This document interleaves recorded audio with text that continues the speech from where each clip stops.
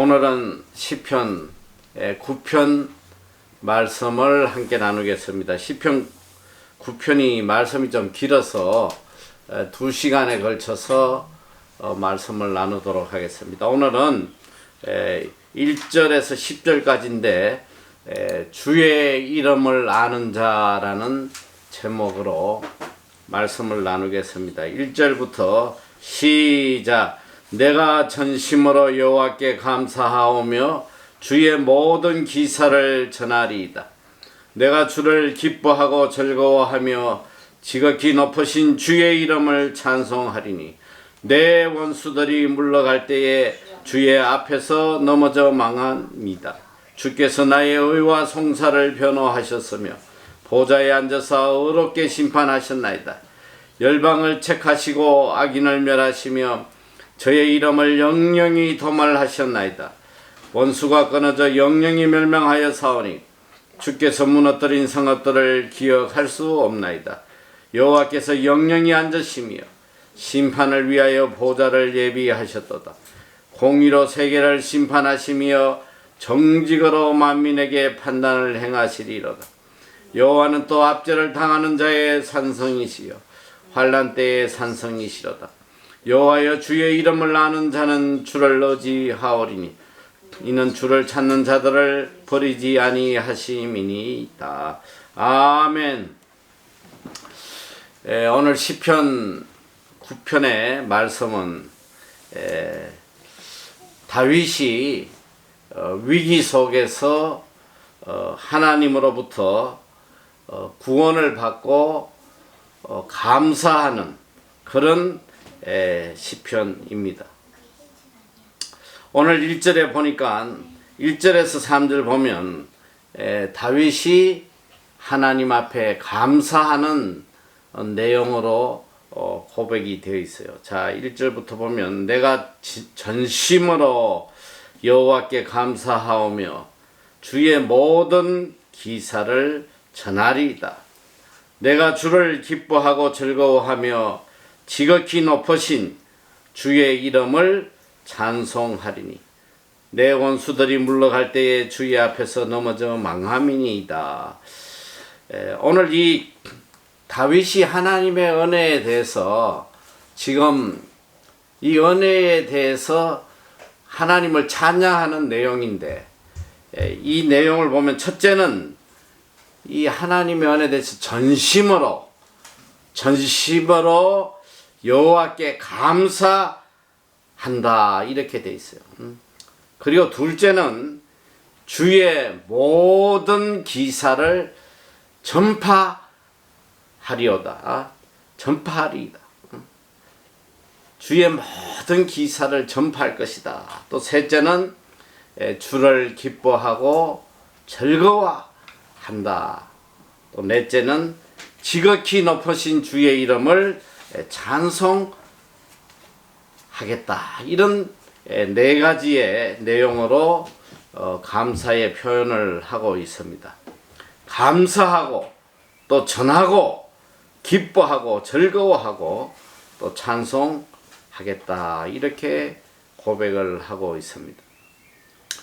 그러니까 하나님이 베풀어 주신 은혜에 대해서 단순히 이 마음으로 감사하는 것으로 그치지 아니하고 어떻게든 하나님의 은혜에 보답하려는 그의 강한 마음이 드러나 있습니다. 내면적으로는 하나님의 은혜에 감사하고 또 기뻐하고 즐거워하고 또 하나님을 찬송하고 있고 또 외면적으로 보면 그는 하나님의 모든 기사를 전파할 것이다. 이렇게 고백을 하고 있습니다. 오늘 이것은 하나님의 은혜를 잊고 사는 우리들이 영원히 해야 될 태도입니다. 오늘 여기 보니까 특별히 이 가슴에 와닿는 말은 주의 모든 기사를 전하리이다. 이렇게 고백을 하고 있습니다. 여기 기사라는 것은 하나님께서 베풀어 주신 모든 일들, 기적 같은 일들을 그냥 내 가슴에만 품고 있는 것이 아니라 이걸 만민이 알 수 있도록 이걸 전하고자 이렇게 두점 마음을 가지고 있습니다. 여러분, 우리가 누구를 사랑하면 이 자랑이 하고 싶어 못 견뎌요. 대표적인 걸 보면 부모님은 이 자식들 보면 그냥 자랑하고 싶어 못 견디는 거야. 특별히 이 아줌마들 모이면 하루 종일 그냥 남편 욕, 그 다음에 자식 자랑, 이거 두 가지 하다가 그냥 하루 종일 다 가버리는 거야. 남편은 욕하지만 왜 별로 안 사랑하니까. 그런데 자식은 사랑하니까 아무리 못생기고 아무리 보잘것없어도 부모 눈에는 이게 다 자랑거리야. 그래서 사랑하면 자랑하지 않고는 견디지는 못합니다. 이 은혜 입은 자의 두 가지 반응이 있어요. 누구에게 내가 깊은 은혜를 입으면 첫째는 감사하는 마음이 생길 것이고, 둘째는 이 은혜에 대해서 보답하고자 하는 그런 마음이 있습니다. 이 은혜를 입었는데 그 은혜를 깨닫는 사람은 사실 가만히 있질 못해요. 물론 뭐 마음으로 너무너무 감사하기 때문에 이 마음은 항상 이 행동으로 나타난단 말이야. 이 은혜에 대해서 보답을 하지 않고는 견디질 못해. 그거 왜 그러냐면 보답을 안 하면 내가 괴로워. 내가 어떻게든 그 은혜에 대한 보답을 해야지만 내 마음이 편하지.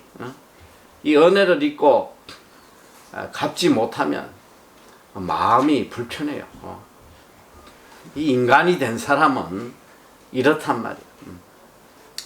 오늘 이 하나님의 은혜에 대해서 이 은혜를 진정으로 깨닫는 사람은 이 두 가지 반응이 나타나야 돼요. 첫째는 이 은혜에 대한 감사가 끊이지 않아야 되고, 둘째는 어떻게든 이 하나님의 은혜에 보답하려는 그런 행동이 나옵니다.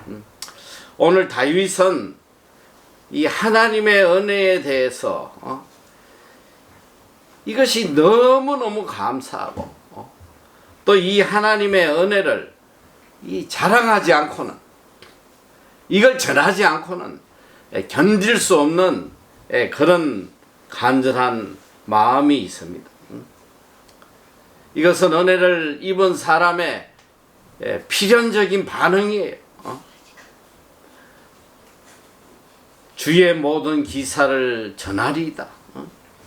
주님이 나에게 베풀어 주신 이 엄청난 기적 같은 일들, 내가 이걸 전하지 않고는 견딜 수 없단 말이에요.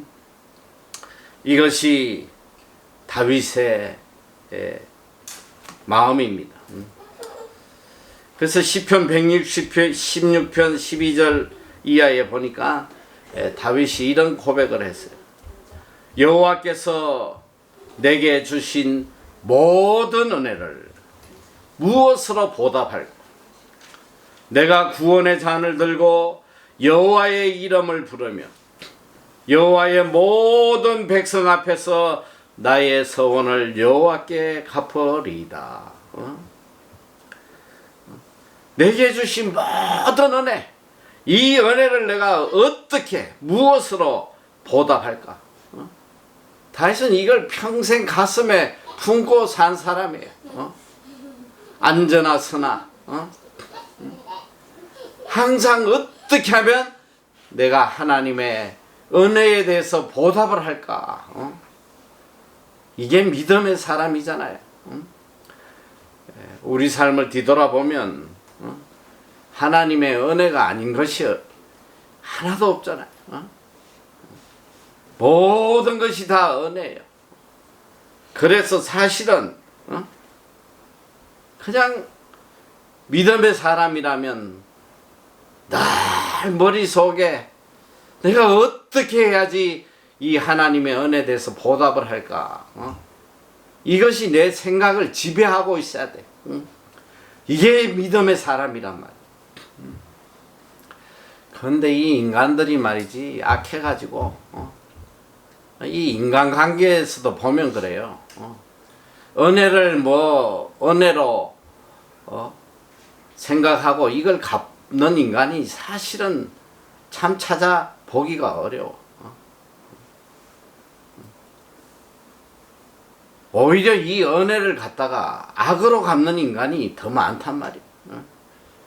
그래서 우리 속담에도 은혜는 물에 새기고 원하는 가슴에 새긴다고. 참 살아보니까 그 말이 정말 와닿아요. 은혜는 다 물에 새겨. 아무리 큰 걸 베풀어줘도 그건 뭐 다 물에 흘러버려. 그러나 말 한마디 좀 기분 나쁜 말 하면 그게 원한을 품는 거야. 원한을. 평생 한을 품고 살아요. 오늘 이게 인간의 모습이에요. 자, 근데 하물며 우리가 하나님 앞에 뭐 인간이 베풀어준 은혜라는 것은 이건 티끌 같은 거예요. 하나님의 은혜를 생각해 보면 뭐 내 삶 속에 하나님의 은혜가 아닌 것이 하나도 없잖아요. 이 어마어마한 은혜지만 이 은혜를 가슴에 품고 살아가는 이 뭐 안 믿는 사람은 놔두고 믿는 사람 중에서도 이 하나님의 은혜를 늘 생각하며 감격하고 살아가는 인생이 과연 얼마나 있겠나. 오늘 우리는 다시 한번 뒤돌아 봐야 돼요. 정말 은혜를 은혜로 알면 이 은혜를 갖고 싶으면 못 견디는 거야. 은혜를 베풀어 준 사람에게 어떻게 내가 기쁨을 줄까? 그걸 좀 보답을 할까?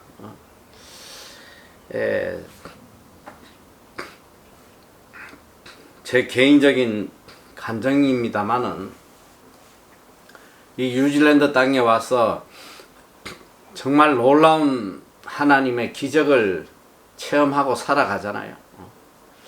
특별히 이 무에서 하나님께서 이 빌딩을 주시고 학교를 주시고 선교 센터를 세워주시는데 그때 제 마음에 제일 간절했던 게 뭐냐면 어떻게 이 하나님의 놀라운 기적을 좀 알릴까? 어떻게 해서 이 하나님의 이 위대한 섭리를 좀 만민에게 알릴 수 있을까? 특별히 시편 93, 6편 3절에 보면 그 영광을 열방 중에 그 기이한 행적을 만민 중에 선포할지어다. 하나님의 이 기이한 행적, 이 하나님의 이 놀라운 영광을 무슨 사람들에게 알려야 되는데 이걸 방법이 없는 거예요. 너무너무 간절한데 마음은 뭐 그때만 해도 저를 뭐 아는 사람도 없고 또 뭐 와서 집회해달라는 사람도 없고 이 알릴 수 있는 방법이 전혀 없었단 말이지. 그저 그냥 우리 애들에게나 뭐 전하고 하는데 그 제 마음에 너무 이 간절한 마음이 있어서 이걸 좀 DVD를 만들어 가지고 이걸 좀 나눠야 되겠다. 여기저기 나눠야 되겠다. 이런 생각을 간절히 하고 있었는데 그때 마침 이제 하나님의 은혜로 CBS에서 와서 우리 사역을 취재를 했어요. 그때 이제 그 영상 담당자들하고 PD가 왔는데 제가 좀 물어봤습니다. 내가 이걸 어떻게든 하나님이 하신 역사를 좀 알리고 싶은데 한 5분이나 10분짜리 영상을 하나 좀 만들어 줄 수 없겠나 했더니 얼마 뒤에 연락이 왔는데 비용이 최소 5천만 원 든다는 거야. 비용이 5천만 원 든다는 거예요. 그래서 내가 그 5천만 원을 낼 형편도 안 되고 그래서 그걸 포기를 했는데 얼마 뒤에 참 이 하나님 하시는 일이 얼마나 놀라운지 저는 평생 체험하는 게 뭐냐면 내 마음에 간절함이 있으면 하나님이 그걸 다 이루어 주시는 거예요. 그래서 사실은 뭐 저는 새롭게 하소서라든지 이런 간정 프로에라도 내가 한 번만 나갈 수 있으면 하나님이 하신 역사를 내가 마음껏 좀 거기서 전파를 할 텐데 근데 누가 뭐 나를 이 새롭게 하소서 같은데 불러주겠어요. 나 누구도 뭐 불러주질 않지. 근데 갑자기 저희 어머니가 소천하셔가지고 급하게 이제 한국을 나가서 장례를 치렀는데 그때 참 감사하게 그 CB에서 뭐 사장님 이름으로 또 이런 뭐 환이 오고 또 이 전무들이 뭐 여러분들이 또 높은 분들이 와서 이 조문을 해주고 이래서 한국에 들어오기 전에 그래도 내가 감사 인사를 하고 가야겠다 해서 CB에서 사장님을 좀 만났어요. 그래서 잠깐 처음 그분을 이제 만났는데 대화를 하는데 갑자기 이분이 이런 이야기를 하는 거야. 아, 목사님 뉴질랜드 언제 가시죠? 아, 제가 사흘 뒤에 갑니다. 그랬더니 갑자기 이 본부장을 부르더라고요. 전화로 부르더니 본부장에게 지시를 하는 거예요. 아, 이 목사님이 사흘 뒤에 가신다는데 빨리 그 새롭게 하소서 한번 빨리 좀 촬영하라고. 그랬더니 그 본부장이 하는 말이 사장님한테 대놓고 그래요. 사장님 안 됩니다. 새롭게 하소서 하나 촬영하려면 최소 2개월 걸립니다. 이 현장 가서 사진도 찍어야 되고 또 모든 자료도 조사해야 되고 최소 2개월 걸립니다. 안 됩니다. 그러는데 이 사장님이 버럭 화를 내시더라고. 하라면 하지 무슨 말이 그렇게 많아. 빨리 해봐. 딱 화를 내니까 갑자기 이분들이 뭐 비상이 걸려가지고 미팅을 하고 뭐 그래서 말이지 이 3일 만에 이걸 만들어서 제가 또 출연을 하고 그래서 3일 만에 이 새롭게 하소서의 방영이 만들어져서 방영이 되는데 얼마나 많은 사람들에게 이게 도전이 된지 몰라요. 그래서 이제 CD로 이제 나왔는데 딱 보니까 내가 그렇게 그걸 만들려고 했던 그 내용들을 하나님 만들어 주신 거야.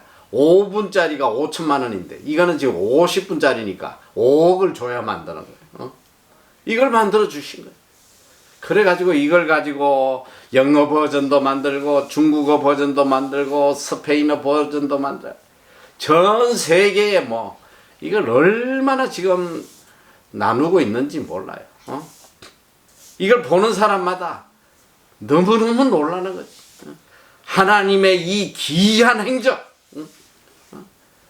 그러니까 이게 하나님의 이 놀라운 섭리를 알리고자 하는 간절한 마음을 갖고 있으니까 하나님께서 그렇게 역사를 하시더라고요. 새롭게 하소서를 한두 번 내가 출연한 게 아니야. 3번. 응? 아마 이 새롭게 하소서를 똑같은 소리 가지고 3번 한 사람은 아마 CBS 역사에 없는 것 같아요. 응? 우리 하나님 이렇게 역사하신.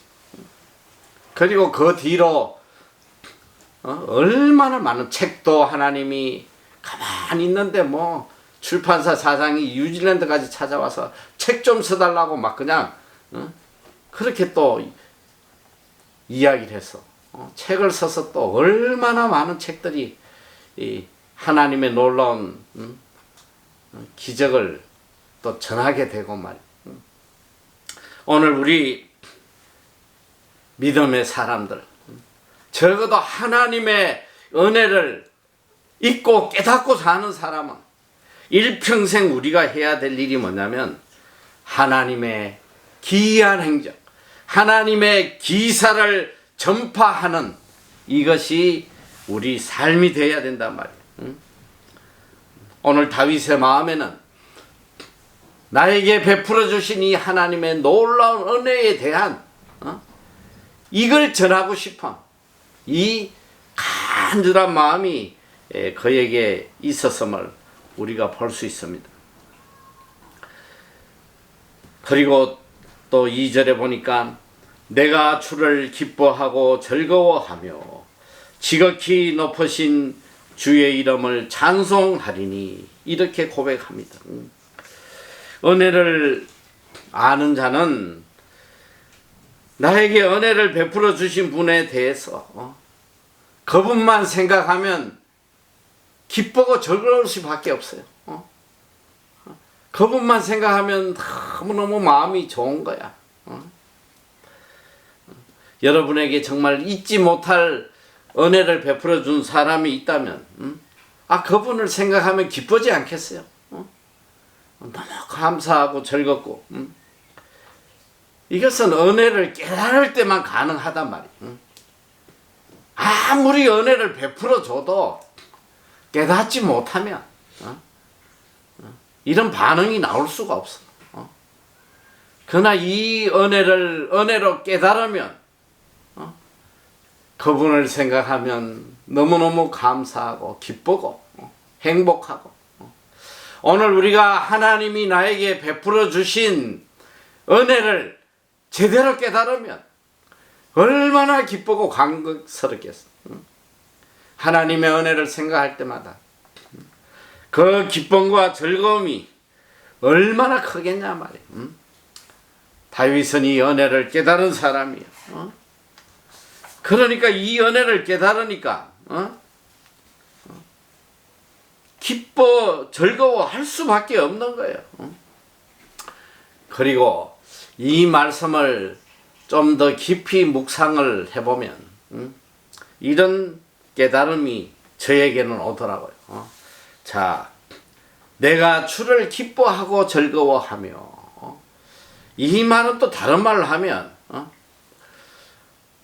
바로 내가 하나님을 기쁘고 즐겁게 해드린다 이 말과 같은 거예요.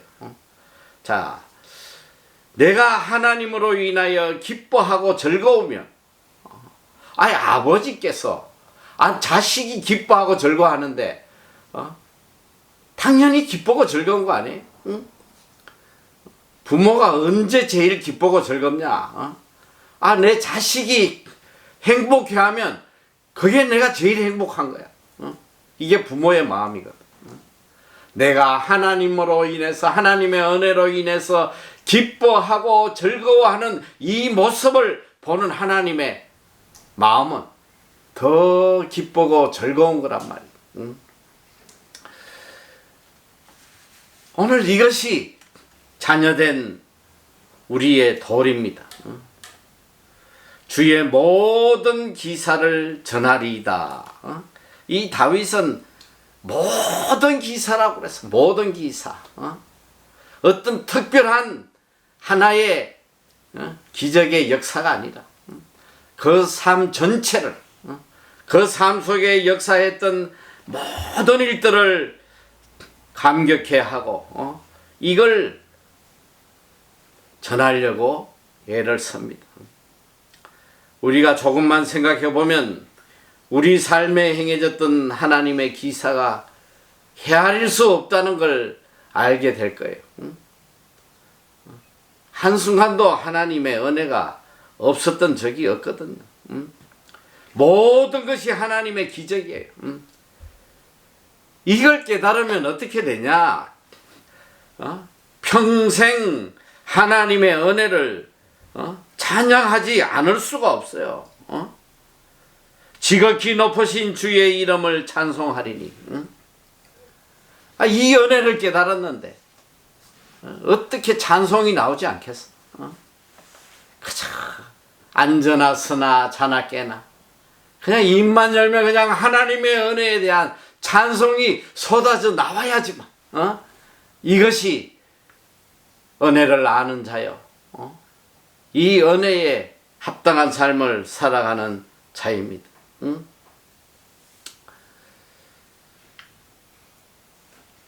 요즘 이 코로나 시대를 겪으면서 많은 생각을 하게 돼요. 요 근래에 와서 참 이렇게 정신없이 해왔던 사역들이 이렇게 다 멈춰지고 그래서 이 늘 지금까지 지나왔던 일들을 매일매일 이제 생각을 하게 돼요. 바쁘게 지나올 때는 그렇게 깊이 생각하지 못했던 것들이 요즘은 매일매일 이것들이 참 가슴에 와닿아요. 참 지나온 이런 삶 속에 참 하나님의 기적의 역사, 또 이 하나님의 은혜가 얼마나 컸는지 이걸 요즘 와서 더 깊이 느끼고 생각을 하게 돼요. 그러니까 이게 가슴 속에 자꾸 이렇게 더 깊이 깨달아지고 느껴지면 어떤 생각이 드냐면 이 은혜를 어떻게 내가 갚을까? 어떻게 지금 주어진 이 상황 속에서 어떻게 해야지 이 하나님의 은혜에 조금이라도 이 은혜를 갚을 수 있을까? 그래서 참 여기에 대해서 많은 생각을 하게 돼요. 이 상황에서 어떻게 하는 것이 하나님을 기쁘시게 하고 또 하나님 은혜에 보답하는 길일까? 그래서 하나님의 지혜를 구하게 된단 말이에요. 이 은혜를 보답하는 것도 보니까 내 힘으로 되질 않아. 이거 역시 또 하나님의 은혜가 필요한 거야. 하나님의 지혜가 필요하고. 어떻게 하는 것이 하나님을 기쁘시게 할까? 여기 3절에 보니까 내 원수들이 물러갈 때에 주의 앞에서 넘어져 망함이니이다. 다윗은 그 생애 속에 무한한 하나님의 기적의 역사를 체험했습니다. 그리고 그 모든 기사를 감사하고 있습니다. 그런데 이 많은 하나님의 기적의 역사 중에 오늘 특별히 다윗이 더 강조하는 것은 바로 원수들이에요. 내 원수들이 물러갈 때에 주의 앞에서 넘어져 망함이다. 그건 뭐냐? 내 삶 속에 나를 죽이려는 그 수많은 원수들을 주님이 친히 막아주시고 지금까지 지켜주신 것에 대한 은혜를 찬송하고 있습니다. 그리고 이 4절 이하에는 그 감사의 이유를 구체적으로 언급하고 있습니다. 자, 4절에 보니까 주께서 나의 의와 송사를 변호하셨으며 보좌에 앉으사 의롭게 심판하셨나이다. 하나님께서 내 원수들을 물리쳐 주실 때에 하나님께서 나의 의와 송사를 변호하셨으며 보좌에 앉아서 의롭게 심판하셨나이다. 이 다윗의 생애를 보면 얼마나 많은 모함과 그를 죽이려는 말도 안 되는 이유를 대고 죽이려는 사건들이 많았는지 몰라요.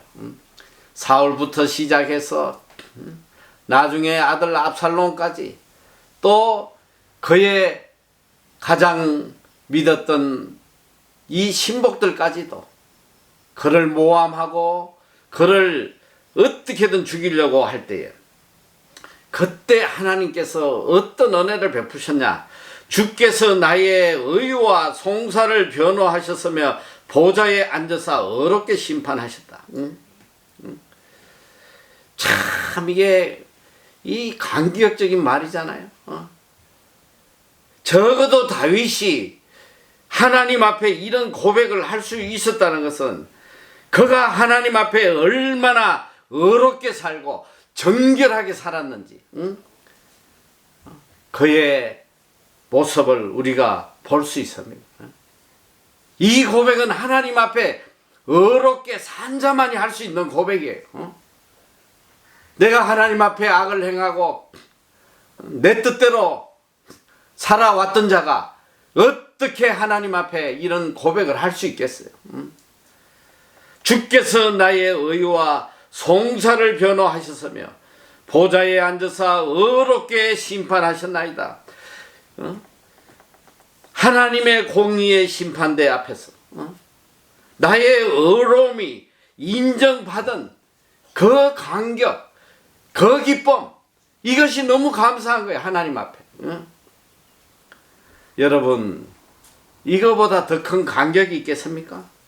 하나님이 나를 의롭다고 인정해 주시는데 세상 사람들은 다 나를 모함하고 죽이려고 하는데 하나님께서 너가 의로운 자다 이걸 심판해 주시고 하나님이 이 심판에 따라서 나의 대적들을 물리쳐 주셨는데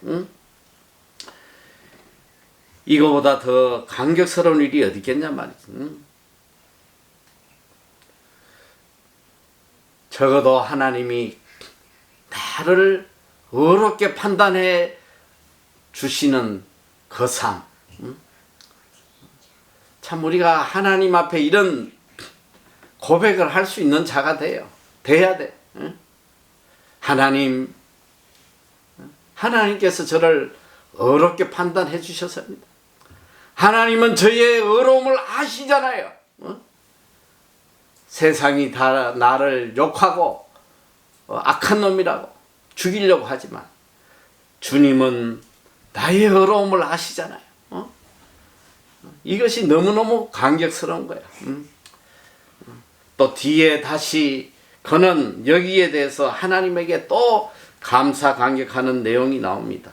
자, 그리고 하나님의 심판의 결과가 이제 5절 6절에 나오게 있어요. 열방을 책하시고 악인을 멸하시며 저의 이름을 영영히 도말하셨나이다. 원수가 끊어져 영영히 멸망하여 사오니 주께서 무너뜨린 성읍들을 기억할 수 없나이다. 자, 여기에는 참 놀라운 하나님의 이 보응이 있으시잖아요. 다윗에게 그렇게 악하게 했던 대적들, 일평생 그를 괴롭혔던 그 수많은 대적들을 어떻게 했냐? 영영히 도말하셨다. 영영히 도말하셨다. 이 참 놀라운 하나님의 보답 아니에요. 영원히 나를 괴롭히는 이 대적들을 영영히 도말하셨다. 이거보다 더 큰 위로가 어딨냐 이 소리야. 응? 하나님의 심판은 이 악한 자에게는 영원한 멸망이지만 하나님 앞에 의를 행하고 하나님을 의지하는 자에게는 영원한 구원의 길이란 말이야. 응? 그래서 소망이 있는 거예요. 그래서 이 가슴이 벅차단 말이야. 응? 어떤 대적이 올지라도 하나님은 내 의를 보시고 그 모든 대적을 영원히 멸하시고 나에게 영원한 구원의 길을 열어주시겠다고 약속하고 계시잖아요. 응? 주께서 무너뜨린 성읍들을 기억할 수 없나이다. 다윗은 놀라운 고백을 합니다. 주께서 무너뜨린 성읍들을 기억할 수 없나이다. 주님이 이루신 그 엄청난 역사들, 이거 다 기억할 수 없을 만큼 하나님은 내 삶 속에 역사하신 거죠. 오늘 내가 왕위에 있는 이것도 내가 잘나서 된 것이 아니고 오직 하나님의 은혜로 주어진 것임을 고백합니다. 그동안 수많은 성읍들을 무너뜨리고 내 나라가 부흥하고 확장하게 된 이 모든 것들이 나의 지략이나 나의 능력이나 내가 잘나서 내가 노력해서 된 것이 아니고 오직 하나님의 위대한 역사라는 것을 그는 고백하고 있습니다. 이것이 은혜를 아는 자의 고백이에요. 바울도 나의 나됨이 오직 하나님의 은혜라고 고백한 것처럼 오늘 내 삶 속에 일어난 모든 기적의 역사들이 오직 하나님의 은혜라는 거. 오늘 내가 여기 있는 거 이 자체가 다 하나님의 은혜라는 거. 이것이 우리의 고백이 돼야 된단 말이에요. 그리고 7절에 그는 하나님의 공의의 심판에 대해서 찬양을 합니다. 여호와께서 영영히 앉으심이 심판을 위하여 보좌를 예비하셨도다. 공의로 세계를 심판하시니 정직으로 만민에게 판단을 행하시리로다. 참 지난 과거를 돌이켜보면 미래가 두렵지 않아요. 믿음의 사람은 살아온 과거를 뒤돌아보면 미래가 두렵지 않아. 미래가 기대와 소망으로 가득 찰 수밖에 없습니다. 왜냐? 내 과거의 삶 속에 하나님의 구원의 역사가 있었거든. 7절에 보니까 여호와께서 영영히 앉으심이요. 앞절에는 이 대적들을 영영히 멸하셨는데 또 이 7절에는 보니까 여호와께서 영영히 앉으시며 여호와께서 영원히 나를 통치하신다는 거예요. 나를 이끌어 가시고 나를 지켜주신다는 하나님의 약속의 말씀이에요. 하나님의 보좌는 영원할 것이라고 말씀하십니다. 하나님께서 나의 영원한 주권자가 되신다는 말씀이에요.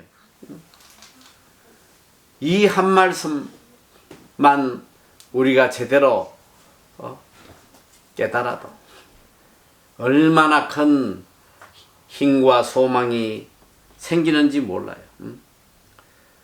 하나님을 의지하는 자에게, 하나님만을 섬기는 자에게는 하나님이 영원히 구원의 채널이 되어주신다. 구원이 되어주신다. 영원한 약속을 우리에게 지금 보장하고 계시잖아요. 어렵게 사는 자는 내가 영원히 구원이 되어주겠다. 하나님의 약속의 말씀이 8절에 보니까 공의의 세계를 심판하심이요. 공의로 세계를 심판하심이. 하나님의 공의가 있기 때문에 우리는 절대로 실망할 필요가 없습니다. 하나님의 공의가 세계를 심판하시기 때문에 우리는 절대로 두려워할 것이 없단 말이에요. 세상이 아무리 나를 대적하고 세상이 아무리 나를 모함해도 하나님은 반드시 하나님의 공의로 심판하십니다. 그러니까 하나님의 공의의 심판이 우리에게는 비교할 수 없는 어마어마한 큰 무기가 된단 말이에요. 인간의 평가는 아무런 의미가 없어요. 인간의 평가에 절대로 마음이 흔들려서 안 된단 말이에요. 아니, 하나님이 나를 어렵다고 하시면 되는 거지. 하나님이 공의로 세계를 심판하신다는데 두려울 게 뭐가 있습니까? 그런데 우리는 이 하나님의 판단보다도 인간의 판단에 너무 휘둘리고 살아. 남들이 나를 어떻게 생각할까? 남들에게 내가 얼마나 어려운 사람으로 보일까? 다 쓰레기 같은 거예요. 아무 의미가 없는 거야. 누가 나를 욕을 하든 누가 나를 칭찬을 하든 다 쓰레기 같은 거야. 아무 의미도 없어. 아무 의미도. 여기에 마음 빼앗기지 말란 말이야. 저는 요즘 이 한국에 보니까 이제 대선 후보자들 그 매주 이렇게 지지율을 이렇게 발표를 하더라. 그것도 또 웃겨요. 또 갤럽이 하는 거, 또 방송국이 하는 거, 또 뭐가 하는 거, 이게 다 달라. 다음 틀이야, 다음 틀이. 어떤 거는 격차가 1%라고 그러고, 어떤 거는 격차가 11%라고 그러고. 그리고 또 지난주에 11% 됐다가, 또 이번 주에는 5% 됐다가. 이 간사한 인간들이 말이지. 매일 바뀌어. 이 사람 찍었다, 저 사람 찍었다. 여러분, 이 세상에 의지할 게 뭐가 있어요? 유명한 말이 있잖아. 오늘의 적이 내일의 친구가 되고, 어제의 적이 또 오늘의 친구가 되고. 인간은 이렇게 정함이 없는 거예요. 아무리 나를 위해 생명을 다 줄 것 같이 이야기하는 인간도 내일 되면 내 뒤통수 때리고 돌 던지고 앉아있다 이거야. 이게 이 세상의 모습이에요. 공의로 세계를 심판하심이 얼마나 우리에게 위로가 되고 소망이 되냐 말이에요. 내가 하나님 앞에 의롭게 살기만 하면 하나님은 반드시 공의로 이걸 심판하신다는 거예요. 얼마나 힘이 되고 얼마나 소망이 됐냐 말이에요. 이 하나님의 공의를 믿는 다윗의 믿음이 있었기 때문에 그는 어떤 환난 속에서도 이겨낼 수 있는 그런 위대한 믿음의 사람이 된 것이란 말이에요. 우린 이걸 믿어야 돼요. 사람 볼 것도 없고 환경 볼 것도 없고 공의의 하나님만 바라보고 살면 돼. 하나님은 심은 대로 갚아주시는 분이에요. 심은 대로 갚아주시는 거예요. 내가 을을 심으면 을로 갚아주시고 내가 악을 심으면 악으로 돌아오는 거야. 그래서 소망이 있단 말이에요. 9절에 보니까 하나님의 구원과 심판에 대해서 이야기하고 있습니다. 자, 여호와는 또 압제를 당하는 자의 산성이시요 환난 때의 산성이시로다. 하나님은 압제를 당하는 자에게 산성이 되시고 환난을 당할 때 산성이 되신다. 산성은 뭘 의미하냐? 나의 보호자란 말이에요. 나의 보호자. 한 생애를 살아가다 보면 이런 압제와 환난을 당해보지 않는 인간은 한 명도 없어.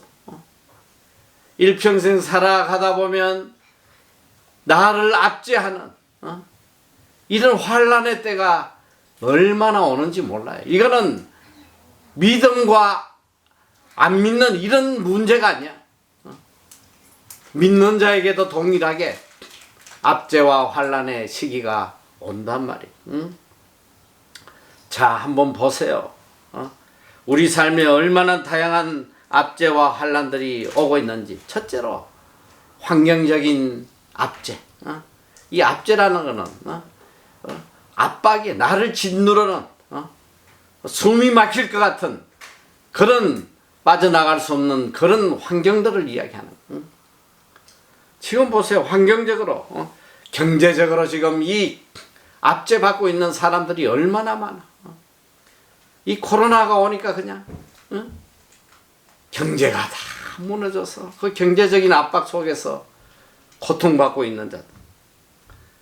또 이 심적인 압박, 또 심지어는 믿음의 사람들은 영적인 압박 속에서도 고통받을 때가 있고.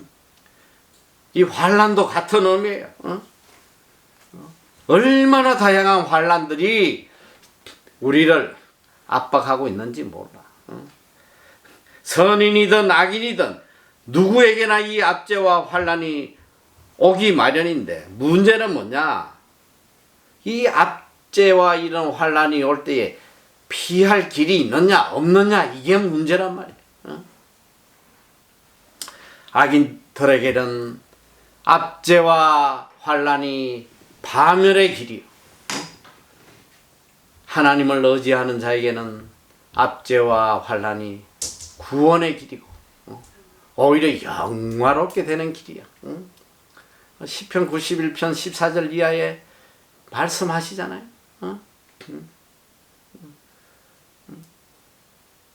여호와께 간구하면 환난 중에 내가 그를 건지고 영화롭게 한다.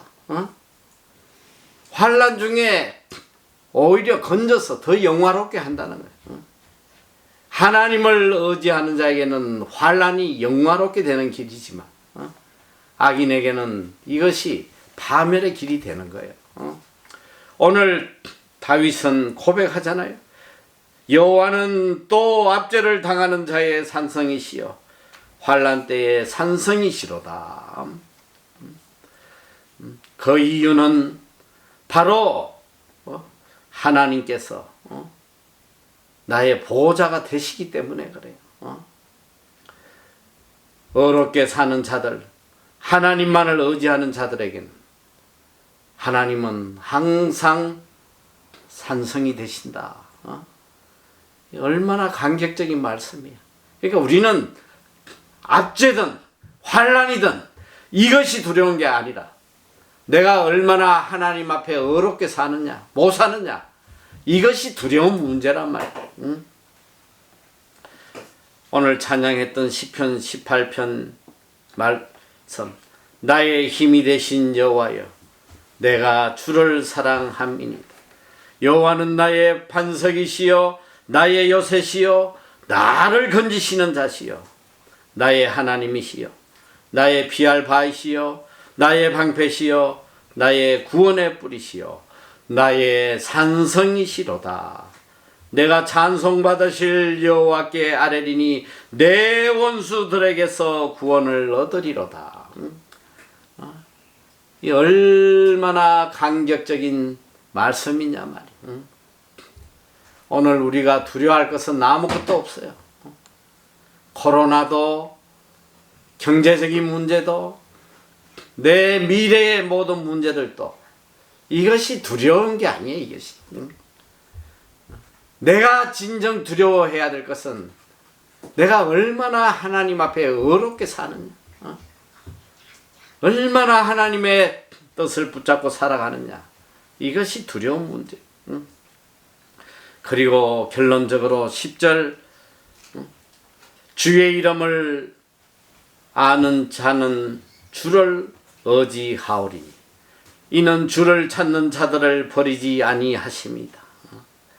주의 이름을 아는 자는 주를 의지하오리니 이는 주를 찾는 자들을 버리지 아니하심이니이다. 자, 주의 이름을 아는 자. 우리에게 가장 중요한 건 뭐냐? 주의 이름을 아는 거예요. 주의 이름을 아는 것. 주의 이름을 안다는 게 뭐예요? 이건 단순하게 지식적으로 아는 차원이 아니라 하나님의 성품과 하나님의 사랑과 하나님의 뜻을 아는 것이고 이것을 내 삶 속에 매일매일 체험하고 살아가는 것을 의미하는 거예요. 주의 이름을 아는 자. 자, 주의 이름을 아는 자는 어떻게 된다? 주를 의지하오리니. 여러분, 주를 의지하기 위해서 전제 조건이 뭐냐? 알아야 될 거 아니야. 하나님이 어떤 분이신지 알아야 될 거 아니야. 하나님에 대한 지식이 없이는 절대로 하나님을 의지할 수가 없어요. 하나님을 의지 못하면 어떻게 되냐? 하나님으로부터 보호를 받지 못해. 첫째는 주의 이름을 알아야 되고 주의 이름을 아는 자는 주를 의지하게 되고 주를 의지하는 자는 버림을 받지 아니한다고 말씀하고 있어. 하나님에 대한 지식과 믿음과 이 하나님에 대한 체험 이것이 다 하나가 되어야지만 우리가 하나님의 능력을 체험하고 살아갈 수 있습니다. 주의 이름을 아는 자, 이 참 엄청난 말씀이에요. 하나님에 대한 무지는 멸망의 지름길이요. 하나님의 이름에 대한 지식을 갖는 것은 내 삶의 최고의 길이라는 것. 하나님에 대한 지식은 우리로 하여금 믿음을 갖게 하고 이 믿음을 통해서 우리가 하나님의 은혜를 누리는 거예요. 하나님에 대한 지식이 없이는 절대로 믿음을 가질 수가 없는 거예요. 하나님의 이름을 안다는 것. 이것이 바로 믿음의 기초가 되는 거예요. 믿음이란 그 자체가 하나님의 은총으로 주어진 지식이라고 이야기합니다. 참 의미 있는 말이에요. 믿음이 뭐냐? 믿음이라는 것은 바로 하나님의 은총으로 주어진 지식이다.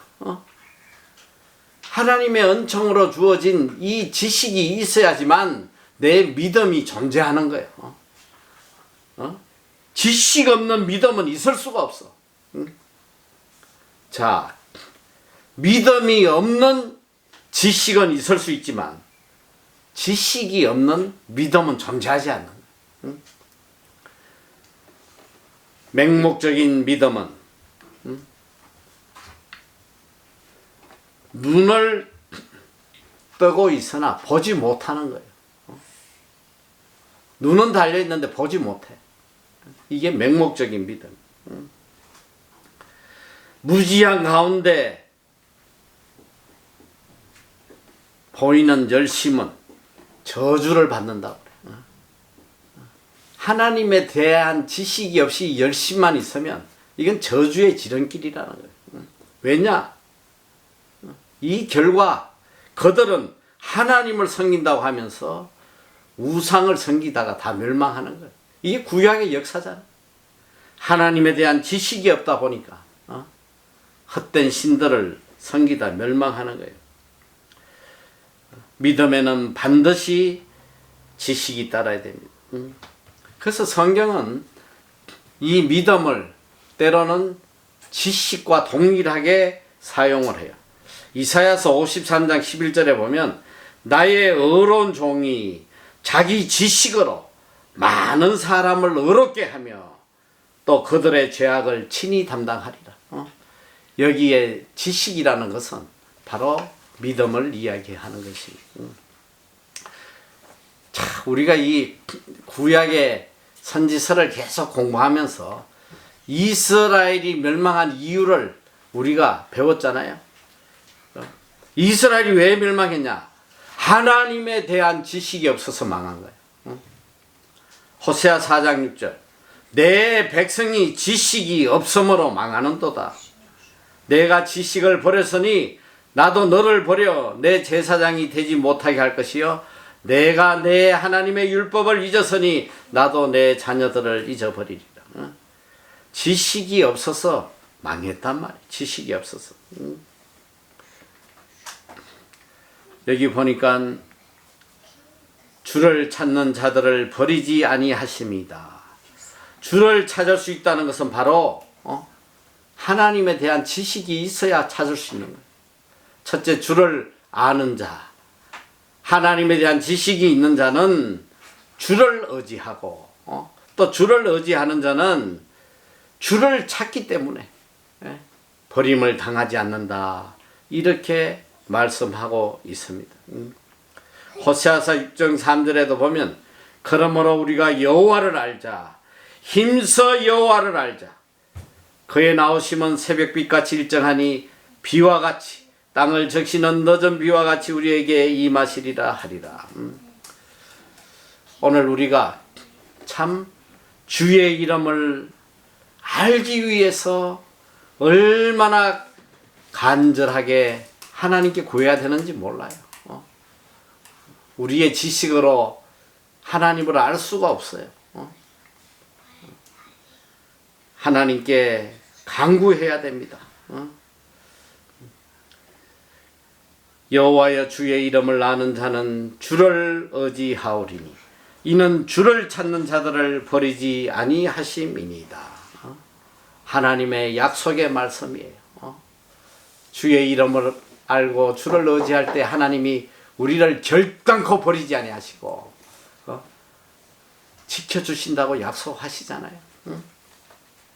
오늘 이 고백이 우리 모두의 고백이 되어서 평생에 하나님을 찬양하며 하나님으로 인하여 기뻐하고 즐거워하며 살아가는 여러분이 다 되시기를 축원합니다.